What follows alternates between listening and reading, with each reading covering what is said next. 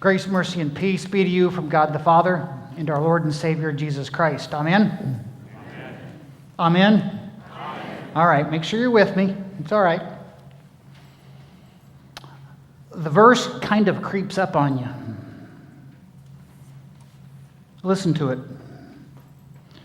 And Mary remained with her about 3 months and returned to her home. And that's really all it is. And if you read it at first pass, you sit here and you think, okay. And it's easy to breeze over it. And in fact, to be perfectly honest with you, every commentary that I looked at for this sermon did about the same thing. They kind of just breeze over it and said, and Mary went home. But there's more to this passage than meets the eye. There's more to this story as she's going home that we can talk about and we need to think about as we wrap up these Wednesday nights road trip sermons. It's like we were with us last week. This is going to be a return trip, probably some 90 miles. Mary's going to walk it. She's going to walk it with either family members or reliable friends because Zechariah and Elizabeth are not going to trust her to just walk 90 miles by herself. She's going to walk with somebody for protection. One, because she's a young lady, and now she's 4 months pregnant. And she's in the process of walking home. Now, I've not been away for 3 months from home, but I've been away for a couple of weeks. You're away from home any length of time at all, and away from your family, and away from your friends, and away from your loved ones, usually on the return trip. For me, it's usually on the way drive back from St. Louis. You're thinking, well, it's going to be good to be home. It's going to be good to be home to see family, good to be home to see friends, good to be home to, to hang out again and do all those normal things. That's probably not in Mary's vocabulary this time. Going home probably is going to be on her mind. But there's a couple of things we need to discuss before we get too far into this. Make sure to understand, because we know that Mary was betrothed to a man by the name of Joseph. It's worthy of understanding what betrothal laws at those days were. What would have happened is that Mary's parents would have probably arranged the marriage between Mary and Joseph, or between Mary and Joseph's parents and Joseph's parents. They'd have made the arrangements, and what would have happened at some point in time, there would have been more or less a formal ceremony with, yes, vows made, probably in front of the rabbi and most likely in front of family members, where they are both pledging themselves to each other that they will be husband and wife. That was the formal betrothal. And you can read in the passages from Matthew and in Luke, where one time Matthew will call Mary Joseph betrothed, and other times he'll call Mary his wife. The terms were used interchangeably because Mary was considered to be the wife of Joseph in every respect. One thing they hadn't done is they hadn't set up housekeeping with themselves, the two of them, just the two of them, yet. That time was coming. And so Mary, for all intents and purposes, under the law, was Joseph's wife and was considered as Joseph's wife. Now, the other thing we need to make sure we're clear on is a couple of passages from the book of Deuteronomy that Mary would undoubtedly know, and so would Mary's parents, and so would Joseph, for that matter. The first one comes from Deuteronomy chapter 22.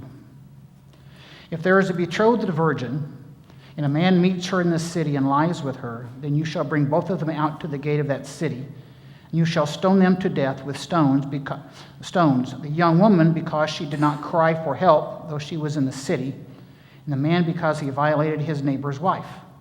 You shall purge the evil from your midst. And what's lying over Mary's head is this passage from Deuteronomy. But lying over Mary's head is also this passage from Deuteronomy, from chapter 24.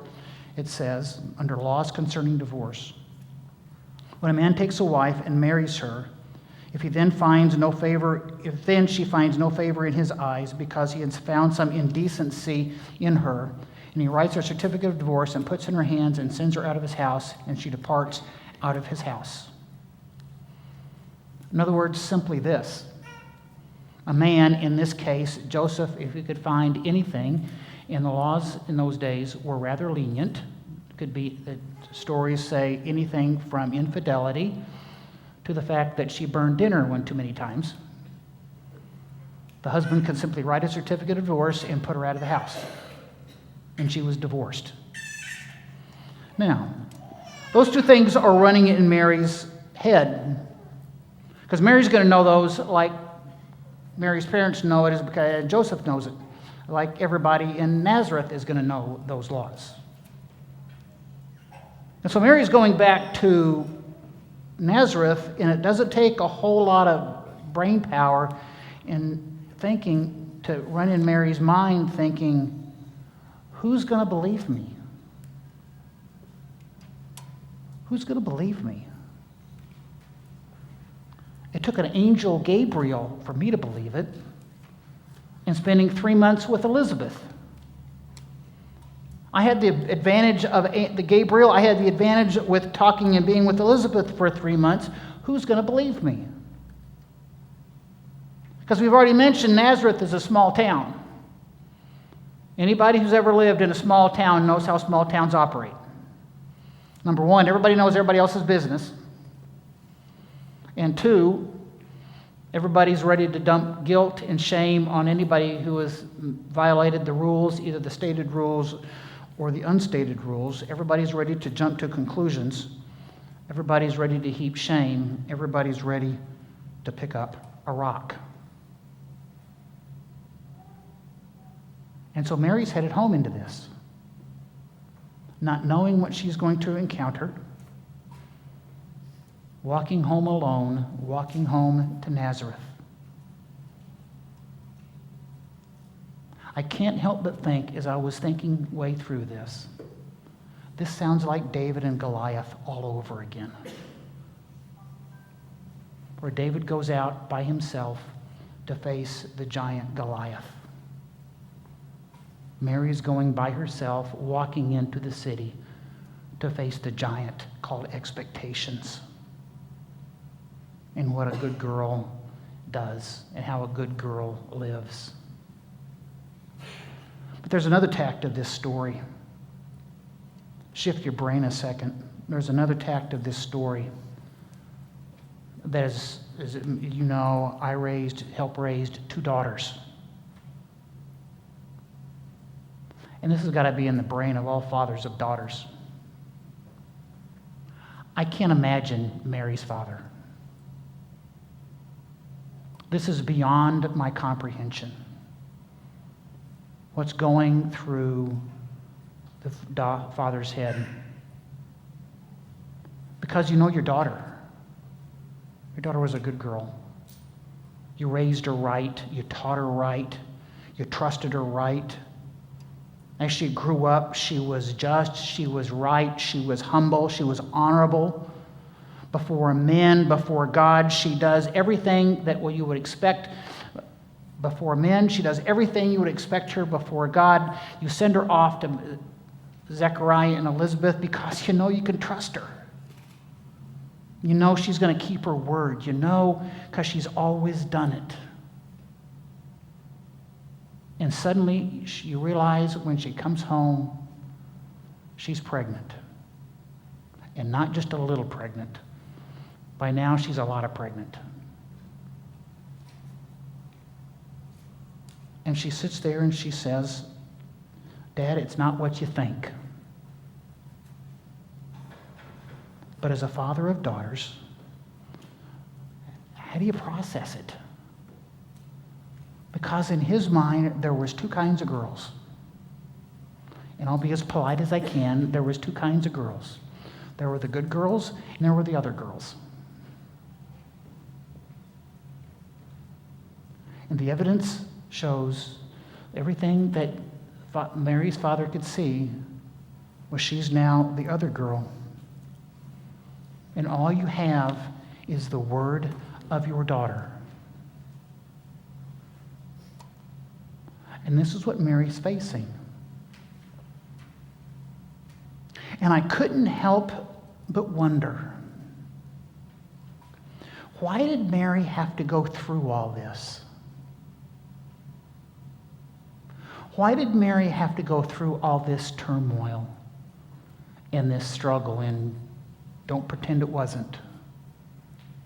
Why did she have to go through all this struggle and all this hardship and all this pain, this emotional pain of going back to Nazareth, and all this humiliation and all the laughter and all the mocking? Because even if her father believed her, the townspeople weren't going to believe her. Why did she have to go through all this? Why couldn't God spare her at least this? And then it dawned on me.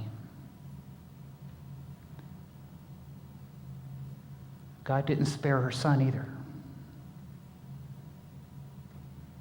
Her son that she's carrying had to go through the humiliation, the mocking, the laughter, the ridicule, the pain. God did not spare Mary. God did not spare her son. They both had to go through it. And I think we need to make sure we're perfectly clear on something. Because there are those who will talk about the perpetual virginity of Mary, basically meaning, by the way, that she was a virgin all her life, and Jesus was the Immaculate Conception, by the way, is not the Immaculate Conception of Jesus, it's the Immaculate Conception of Mary. They lift Mary up to sainthood. They lift Mary up to sinlessness. They pray to Mary. They say Mary's a dispenser of grace. If you want to get to Jesus, you talk to her mother. You talk to his mother first. I was talking with somebody the other day. They were at a Catholic funeral and they did the rosary. Have anybody ever sat through a rosary? You know who they're praying to. They're not praying to Jesus. They're not praying to God. They're praying to Mary.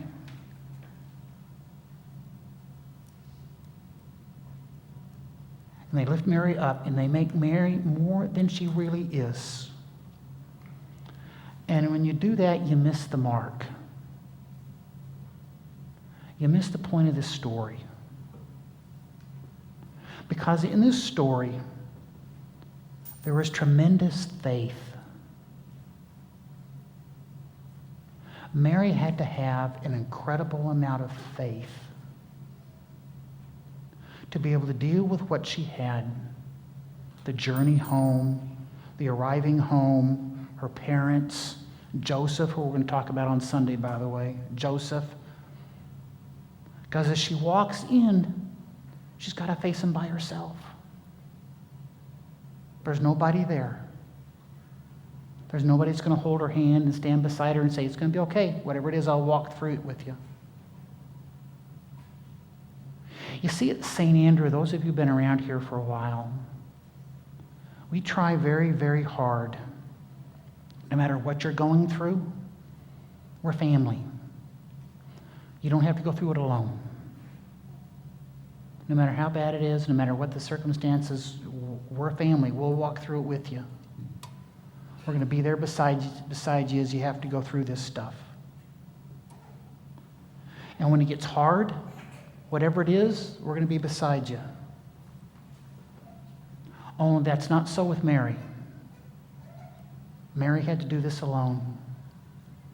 Mary had to walk into town by herself, trusting only in God.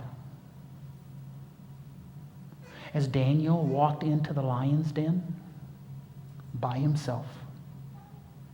Nobody there to hold his hand, no fire shields, to face it by himself. Mary has to walk into the lion's den by herself, trusting only in God. And so with her father. All her father has is his daughter's word and his trust in God. It's all he's got, is to be able to trust his daughter, but trust in God more. And it's a story that against all logic, all sense, all rationalization, all evidence, it's a story about trust, which puts us back exactly where we live. Because too many times in all of our lives, all we have is trust in God. It's whether you get that phone call from the doctors, you need to come back to the office right now. Or they use the word that none of us wants to hear, cancer. Or you're going to a funeral home. Or somebody walks out of your life. Or whatever it is. And you're realizing you're standing there facing it alone. All we have is our faith in God. And that faith is not going to disappoint us. Because the faith that Mary had and the faith that we have is not about you. The strength of our faith doesn't come from us. It didn't come from Mary. The strength of our faith comes from the one we trust in.